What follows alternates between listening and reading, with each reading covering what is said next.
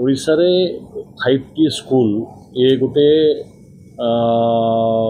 विगत सरकार कर्मी पोषापी व्यवस्था करथिला।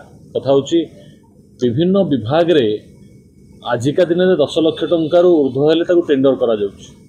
यदि 5T माध्यम रे सरकार यदि 35 लाख टंका को जगह 45 लाख टंका एभली भी किसी जगह ता संगे एमएलए लैड भी 10-15 लाख टंका भी जोड़ा हिच।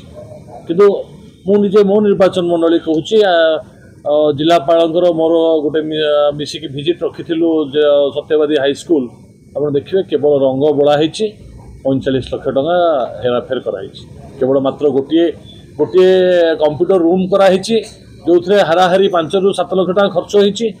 बाकी रूपांतरीकरण ना रंग बोली 45 लाख टंका तुषारपात कराई। ए कथा केवल एठी नुहे प्राय हाराहारी 80% स्कूल रे ए अवस्था करा जायछि एवं सरकारी राजकोषर कोटी कोटी टंका अर्थ हेराफेर कराई। आमे विगत दिन में जो 5T स्कूल है से बारंबार आम विरोधी दल थिला बेले बारंबार भी या टेंडर प्रक्रिया को आनिक करने भी आम दाबी रखिलु किंतु से कथा को सरकार हेय ज्ञान कले। तेणुक ए निश्चित भाव 5T स्कूल ए कथा को तदंत परिश्रमभुक्त कर आवश्यकता अच्छी एवं आपरे एक कमिटी गठन करी को तदंत परिश्रमभुक्त कर जो मैंने दोषी अच्छा जो मैंने अर्थ तुषारपात कर संश्लिष्ट अच्छा से दृढ़ कार्यानुष्ठान हमार आवश्यकता अच्छी।